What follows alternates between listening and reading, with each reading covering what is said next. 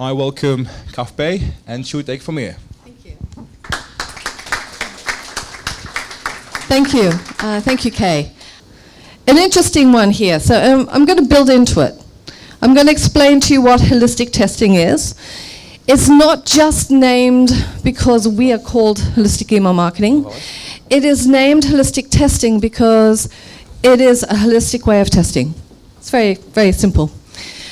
So why I'm here, I've been doing 22 years of digital marketing, and I've been doing 18, almost 19 years of email marketing. So I have been doing a lot of, I've had lots of wonderful gigs, clients, wonderful projects and everything. And all of this brings it all together with basically understanding and coming up with a few new concepts, really. We're not just churning out the whole, the normal sort of best practices and everything. We kind of start to think about, well, actually, why are we doing this?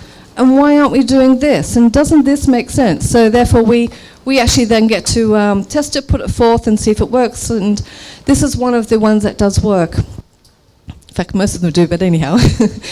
So, kicking off, we have a problem in email marketing. And our problem is that we email marketers do not see the budget that we should be receiving, all right? Email is one of the most under-budgeted, under-resourced channels that over-delivers. It's a continual problem. It is getting better year by year, slightly. What I'm going to put forth to you today is a concept that will not only help you in the short term, right, to give you those quick wins, to give you the uplifts that you need to meet your KPIs, but it should also help you in the long term in getting more revenue and more budget, more respect for email marketing.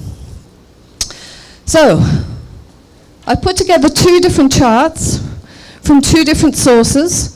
US Interactive Marketing Spend 2016 and Orders by Marketing Channel, which is a Custora one. Now what I've gone and done, so it's easy for us to look at them, I've put them side by side here. So using the actual numbers, let's go and have a look how they work out, all right? Here, this is the spend. We've got search is here. We have, we've got social, mobile, email, spend, right? 3% of the total marketing budget is spent on email. Display, 36%. Now, let's look at the e-commerce orders, right? So we've got social here, which is there. We've got, that's direct. We've got email, which is 18%. And we have 42% here with search and direct. So what we're looking at here is basically,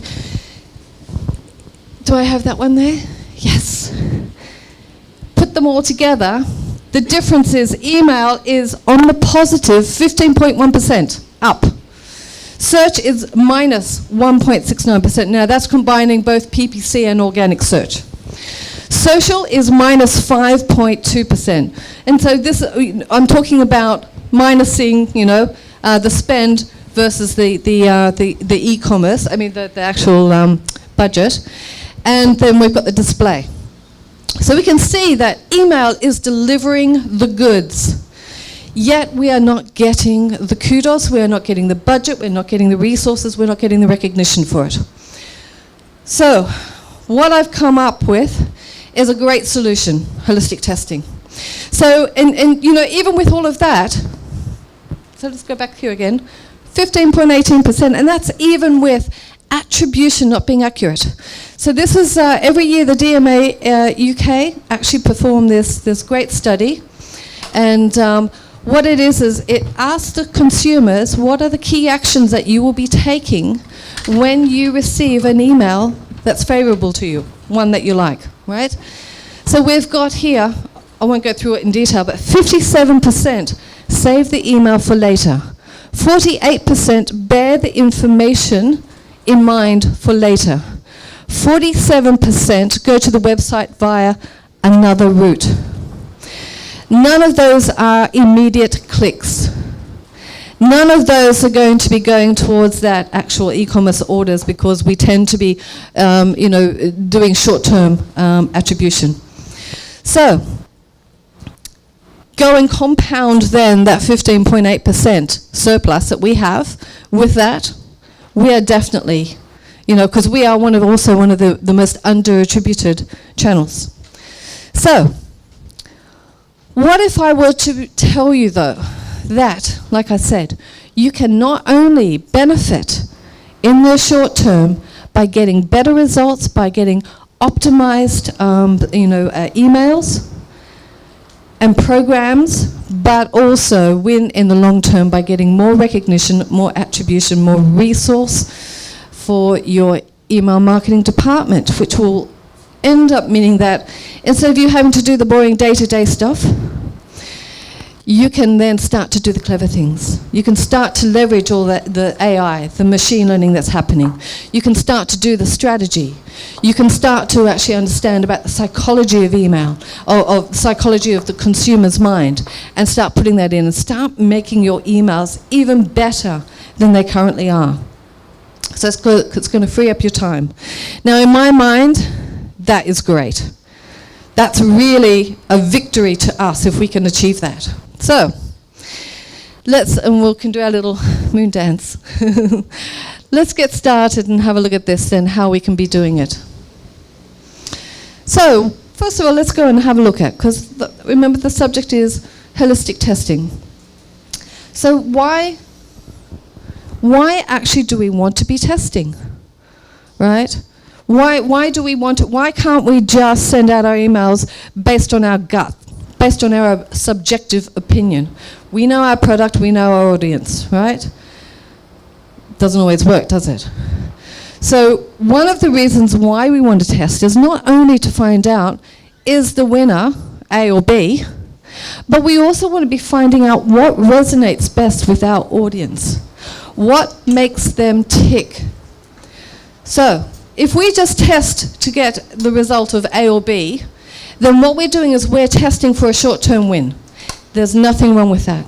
That's a great motivation, that's a great reason to be testing. But what about if we could add this additional one? What about if we could start to find out more about our audience? So I always go with the old adage, which says, actions speak louder than words.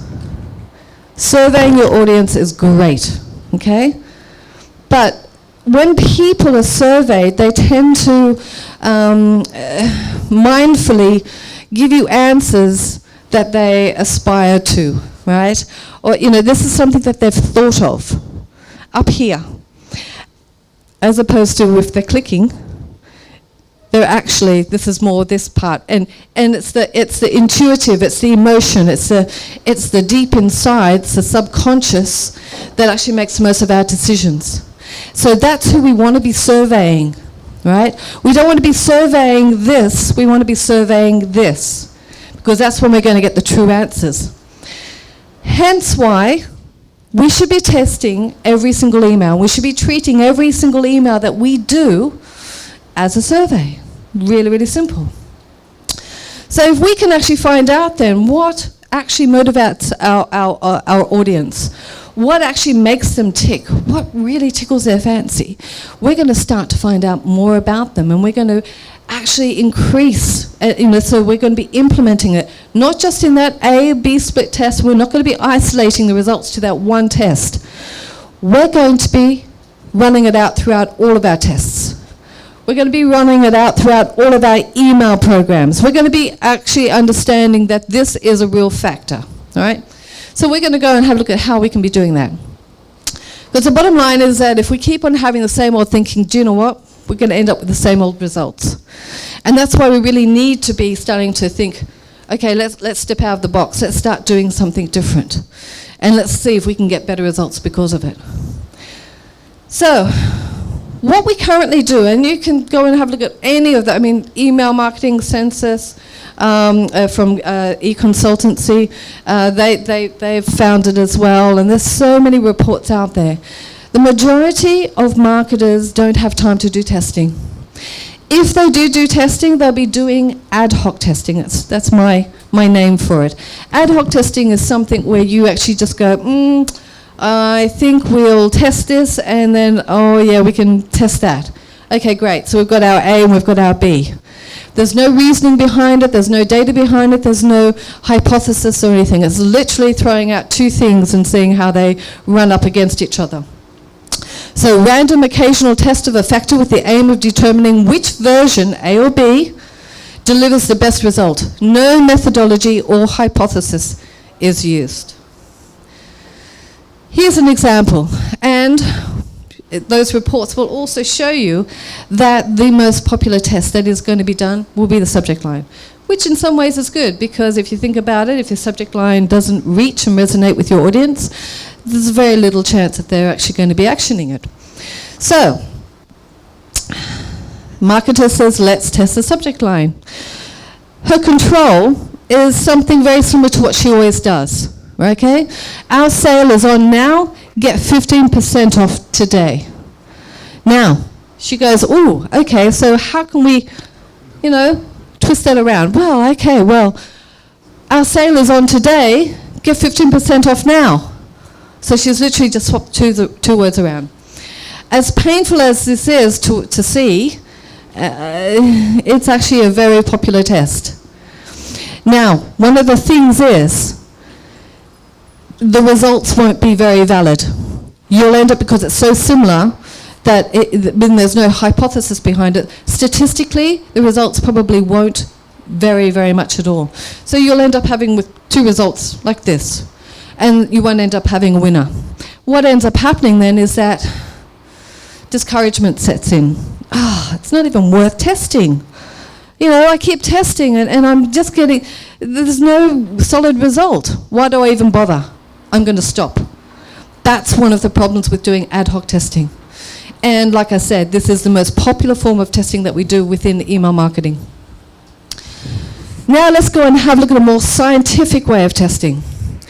So, holistic testing. This is a regularly performed test based on a hypothesis, which we'll be talking about later on, with the twofold aim of not only finding out which version delivers the best result, right, but also aims to discover about the audience, little insights about the audience that we can be using on the long term. So, here we are. Instead of saying, I think I'll test the subject line, our question is, I wonder what makes my audience tick. So we then go and form a hypothesis. And the hypothesis in this particular case is loss aversion copy is a stronger motivator towards conversions than benefit-led copy, because people hate losing out more than they enjoy benefiting. Just as a little sideline, that is actually a known fact. So it's a good thing to be testing, right? It's not always going to come true with you, and so I don't want you to just to say it's a known fact, so therefore we accept it. It's a known fact, so therefore we're going to test it and see if it's true for our audience, right? That's what we want to be doing. So, control. We're using the same control as we did before, so we can see the difference. Our sale is on now, get 15% off today.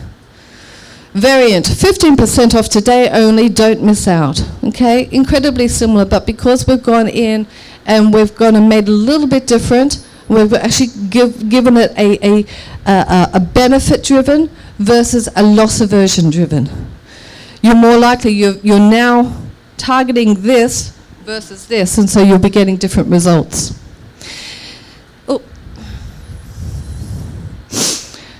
One of the reasons we want to be doing this is not just because we want to be testing and finding out the insights of our audience. There's actually a third factor to it.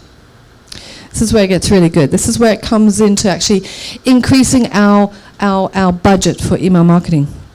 The third factor is that we want to be testing to find out insights of our audience that can then be rolled out to other channels. Right? If you think about it, email is one of the easiest, most convenient, most cheapest or economical forms of testing. It's one of the quickest ones, okay? So if we start to use email as being our primary testing channel. I'm not saying don't do the testing, I'm not saying don't do search testing, I'm not saying don't do landing page testing, but what I'm saying is that if you can come to conclusions and you'll start at a higher, more defined, more proven place than you would having to wait with testing your landing page for 3 months. And then after having run 3 email campaigns to your database, over a space of 2 weeks, you would have come to the same result versus a landing page with 3 months, 6 months or so on. Then you can pick up, and I'm going to talk about this later, the aggregation of marginal gain, which is just simply iterative testing. You are now starting, instead of starting your landing page testing here, you're starting your landing page testing here. And then you keep on testing and refining accordingly.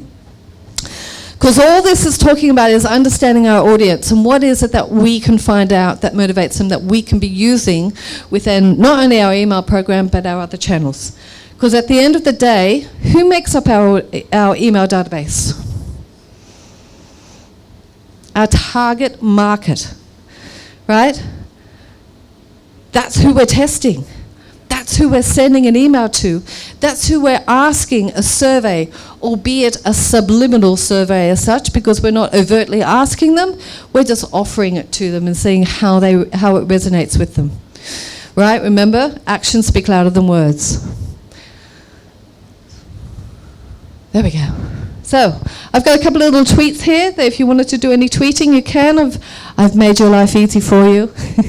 I'm a big believer in customer experience, trying to give you a really nice customer experience and trying to make it easy. So, your database is your target market. Use email as your primary testing tool and roll out findings to other channels. Really, really simple, in a nutshell. So, how do we do this, right? Well, first of all, we want to identify our objective. Everything that we do within email, we have to identify our objective.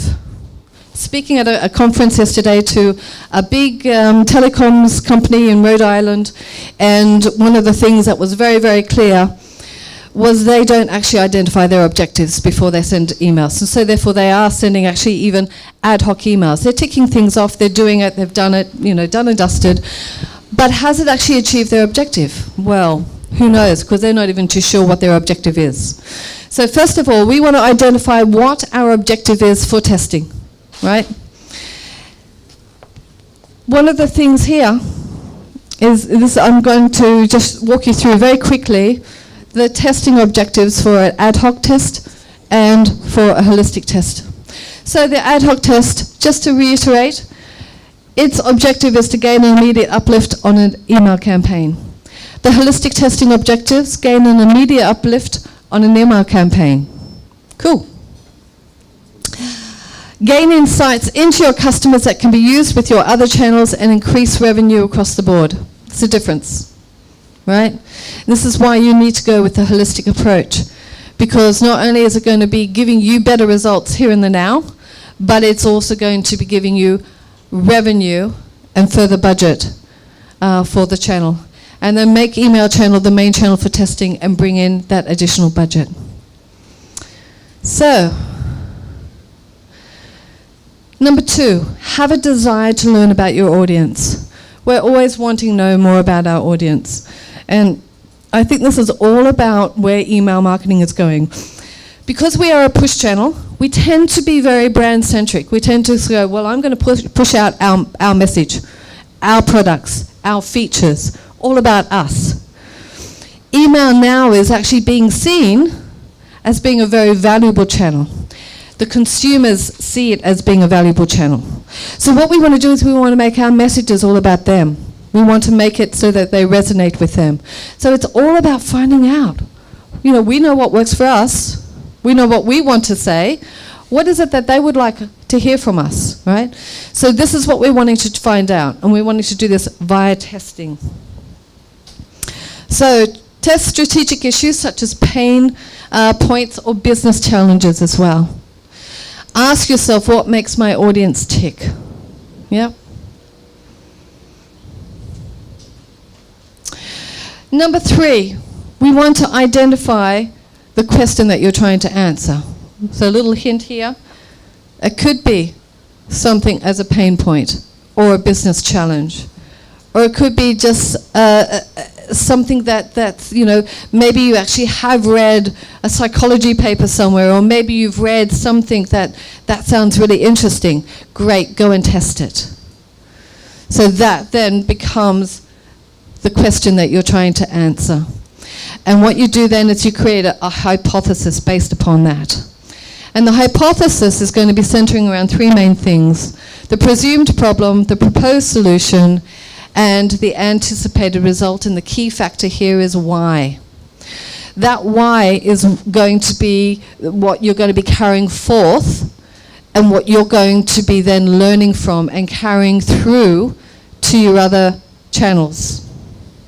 Because we're not going to be simply testing specific wording. We're not going to be just saying, well, this wording versus this wording. We're going to have a hypothesis behind it. And therefore, what we're going to be doing is we're going to be testing that hypothesis multiple times to ensure its validity. So,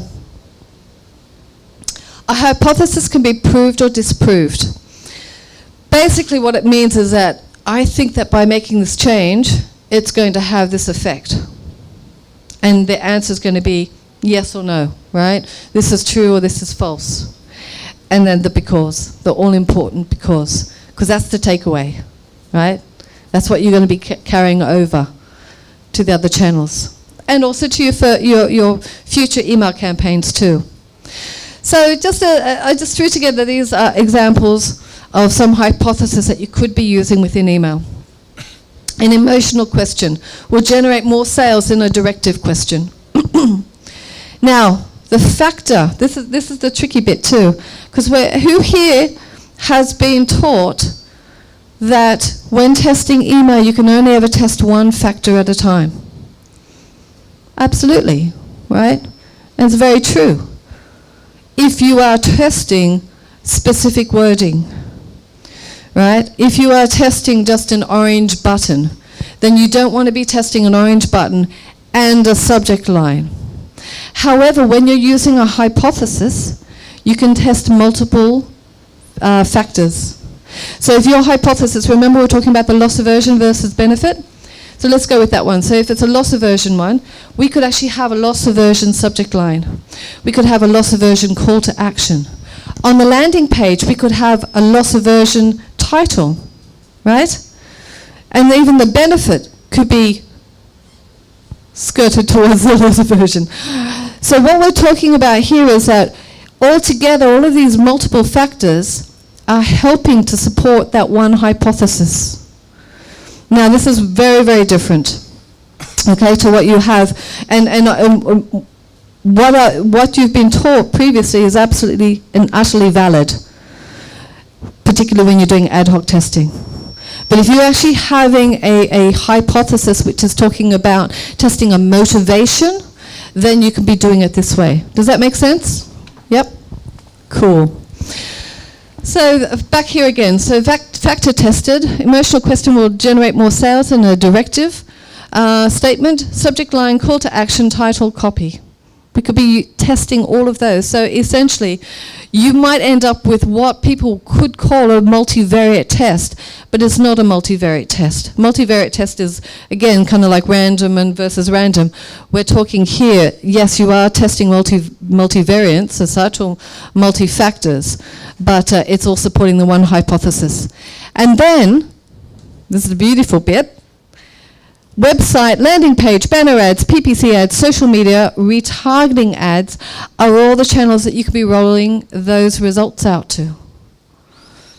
You're not just limited to rolling the results out to email. You can share them with your other team, with all your other channels. Double loyalty points will generate more sales than 15% loyalty points. Factor tested, subject line, call to action, title, copy. Channels to roll it out, website, landing page, retargeting ads, social media. Third one, emotive image of person smiling and wearing outfit will generate more sales than image displaying outfit laid out.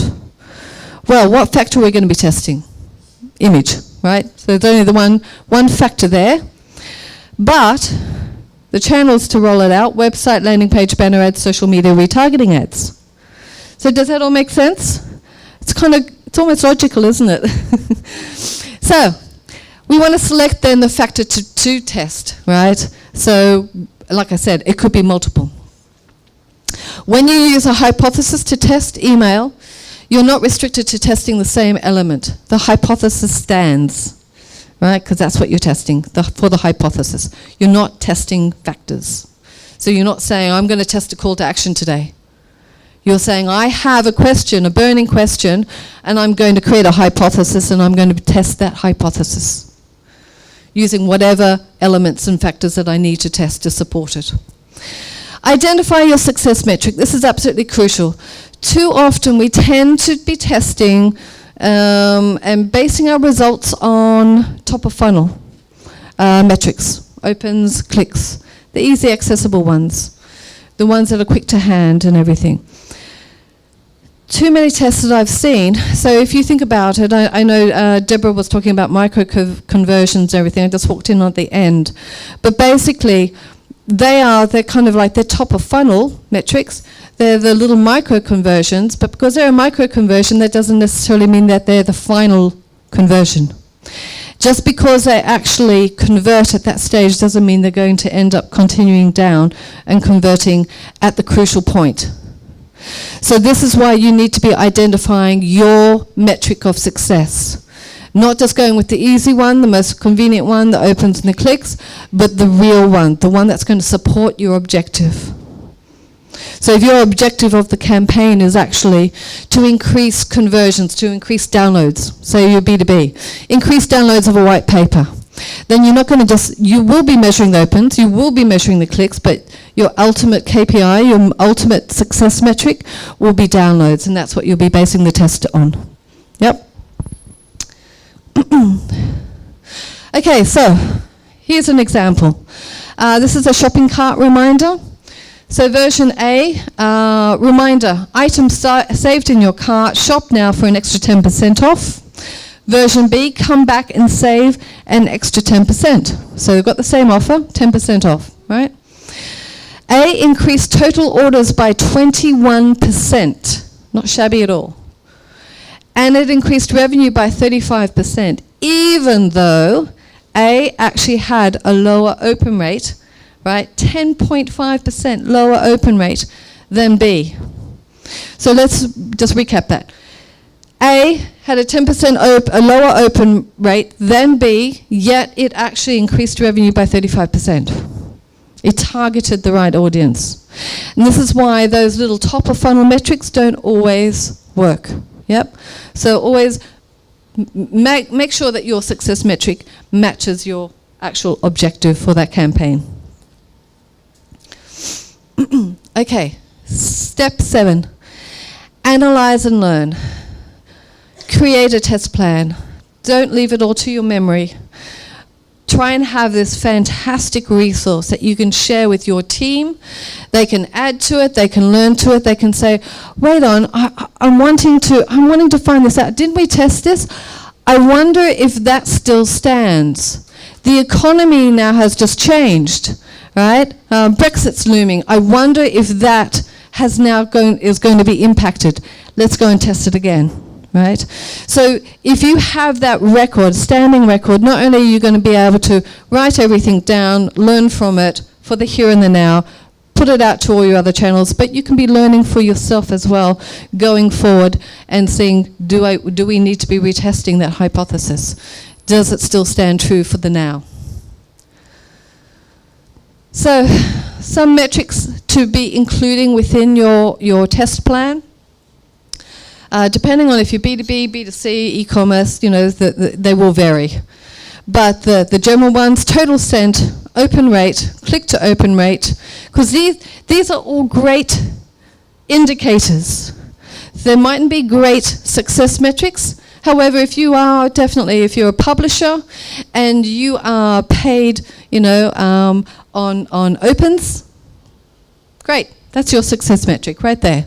So it all depends on what your key one is. Click to open rate, products purchased, downloaded, whatever the story is, conversion rate, average order value if that's relevant to you, statistical confidence, conclusion, recommendation. So the conclusion is basically summing it up. This was what happened. This was the result. The recommendation is that's the because. Why? Why did it happen? Well, we're going to recommend that going forth we start to actually do this. Statistical validity. Statistical validity. Thank you. This is a really, really good one to be using. There's quite a few calculators out there. In fact, Return Path has one as well. But what they do is they can not only let you know what the sample size is that you need to be testing to get a statistically valid result, but they also will tell you whether you have got one. So make sure you're using that, otherwise you're literally possibly wasting your time. Okay, now, one of the things is, as I was saying to you beforehand, we can be testing the hypothesis multiple times. And ideally, if we're going to, because we're not just doing it for the quick win, for the short win, for that particular campaign, we're wanting to make this a permanent feature. We're wanting to make sure that our finding isn't an anomaly because something happened, right, external to us. So therefore, we want to be testing it multiple times. Probably a minimum 3 times, 2 out of 3 wins type thing. You can be using different wording because you're using the hypothesis. So you don't have to be testing. So you could have the same test as being run one after the other, but you're actually giving them a different subject line. You're giving them a different call to action. It's a different offer, but you're still testing the same hypothesis. And of course, potentially you could be using multiple factors as well. And then the next step, roll out the results to other channels. So I've got some here. Okay, so what we want to do is we want to look at how we can be performing the current tests that we are performing in other channels, possibly to shortcut the results, do them via email. Right, this is where the big win is. So what I went and did, I just went to behave.org, and behave.org used to be Which Test One. And what it is just a whole bunch of marketers go and upload their results for their particular test. It's really, really cool. You get a free email every week with a different test.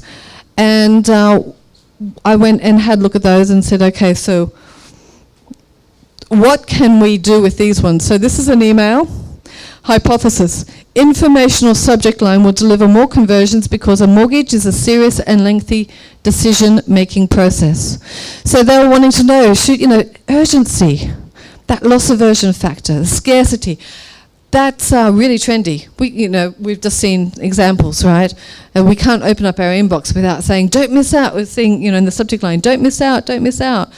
It's possibly a bit overused at the moment, but anyhow. So they're going, well, that's really trendy. I wonder if we should be jumping on the bandwagon. So, urgency versus informational. The only difference is the subject line. Act now, get help with selling or buying a home. Versus important information about selling or buying a home. Now remember, this is a very it's a long decision process, right? So it's not something you would normally urgently act upon. So, with that in mind, the winner was informational. Yep. And 49.2% uplift, 99% confidence level. So, this is great. They tested it via email. We've got the subject line. So even though they've tested the subject line, and on landing pages we don't have subject lines, do we? No. We've got titles, but we don't have subject lines. On PPC ads, we don't have subject lines. In fact, emails have got their only ones that have got subject lines, right? So therefore you might be thinking, well, we can't roll the results out anywhere else because we tested a subject line. But did we? That was the factor tested, but what we were actually testing was the hypothesis. So we can roll out the results of the hypothesis in that informational is going to win over loss aversion. So therefore, we want to be making our PPC ads informational based. Our landing page titles, informational based. Our white papers, informational based. So on and so on, you're getting the gist, right? Again, you wouldn't just do it on the basis of one test. You'd want to be doing it multiple times. But again, you'd be doing different wording. They're still testing the same hypothesis. Okay, here's another one. The hypothesis: video content will deliver better results because video content is very consumable. Who here has read? I mean, I spoke about it all the time. Video content is incredibly consumable, basically because we, right, as consumers or as humans, there's 3 different types of learning, ways to learn. One is auditory, one's visual, and one's kinesthetic, which is the tactile, moving type thing, acting. So if you think about it then, the video surely should be a win, right? Subjectively, I'd say, of course it would. Let's go and see the results. Oh, the data sheet content one. 63% uplift, 95% confidence level. This is why you should test. Because just because we know what we know doesn't necessarily mean that your audience is going to agree with you, yeah? So, what we can do here then, the data sheet content, this is, let me go back. Our most popular data sheet has been blah, blah, blah, versus our recently published video breaks down exactly. So they're testing different types of content. If that's the case, then do you know what? We can save ourselves a lot of money on creating those videos. Again, you do this multiple times. But if you find out that there's only a small appetite for video, only have it where you absolutely need to, and don't be putting a lot of money into it, and actually put more data sheets out, because this is what your audience is wanting. Yep. So, again, roll that out everywhere. PPC ads, landing pages, you name it. So roll those insights out to all the other channels and keep on optimizing. So the aggregation of marginal gains, that's what I was saying to you before, that's that iterative testing. And it's really talking about, so I've got the picture here of the British cycling team. They won the London and the Beijing Olympics by using this, right? And it's just a little bit of a optimization, so a little bit of improvement, build upon that. Another little bit of improvement, build upon that. Until you end up building a nice little building block, and over time you have got a significant uplift. So, number 9, bring more pounds and value into email marketing. Tests which would have been quicker and easier to actually perform in email. So here are 2 landing page tests. The hypothesis: get a quote would perform best because the water treatment services are expensive. The idea of a quote would establish more trust as it suggests a personal experience with a representative, allowing you to learn more about the company's water treatment. So you can see that there's the because is quite strongly there, right? So here we've got a simple get a quote versus get pricing. Their hypothesis: this is true, okay? So, what can we do there? Well, we're going to be putting get a quote everywhere. Could we have achieved the same result with running that same test in email? A lot quicker, right? So of having to wait 3 months, 6 months, depending on, and spend a lot of budget driving traffic to those 2 landing pages, we could have done it simply to our target market, i.e. our database, our email database, and come to that conclusion a lot quicker. And the final one, hypothesis: shortening the price would indicate that the item costs less. So visitors would be most receptive to the truncated price without the zeros. Really subtle. You've got 19, you've got 29, you've got 1900 versus 29 and 00. So that's all they went and did. Really, really subtle. But again, it's not just that particular one, it's the principle. Could we have performed this test in email? Absolutely. So just for your interest, that one won. So again, that's not a silver bullet, okay? It's a great test to perform. Because the result was 9.3% increase in add to cart clicks, 29% rise in visits to order, 47% lift in our RPV, and 99% confidence level. So, rounding up now. I've got all of the 9 steps here. 9 sounds a lot, I know. I like to try and simplify it as possible, but I broke it down so it's quite, granular. But this is it. Great, we can keep on doing this. And if we can start to do this, start to get some solid insights about our audience, not just our email database, not just what works for email, but what works for the brand, what works for our company. Share them with the other channels, and guess what's going to happen? They're going to say, hey, you guys are doing a great job. You're pretty valuable. We're going to actually start investing more money and resources into you, get more staff and all the rest of it, perform those tests. And as I like to say, done and dusted. So, that's it for me. I think you're getting the decks, aren't you? Yeah. Yes. Excellent. So you can see all the breakdown later on. But that's it.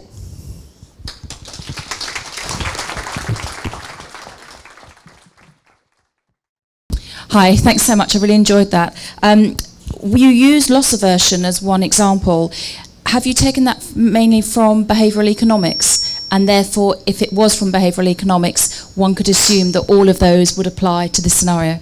Absolutely, and they're fantastic ones to actually be using, because just because it works generally for studies have done and said this is how humans act, doesn't necessarily mean that your audience with your product, the timing, the pricing, they're going to correspond, right? So yes, behavioural economics, cognitive biases, the psychology, everything like that, it's a great place to actually start to find out what actually makes your audience tick. Really, really good.